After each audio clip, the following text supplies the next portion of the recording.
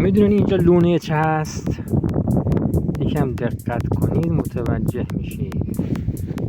ببینید این چه هست؟ ببینید و رد پای پنجه های حیوان، همون حیوانی که ما بهش میگیم چوله.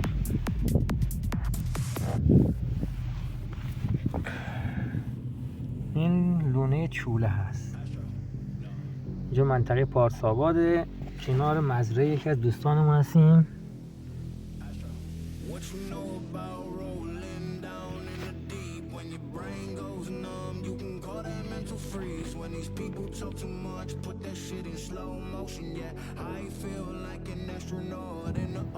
اینم یه لونه چوله است، معلومه تازه فعالیت داشته. ببینید رد پاهاش کامل پیداست، جای پنجه های چوله رو ببینید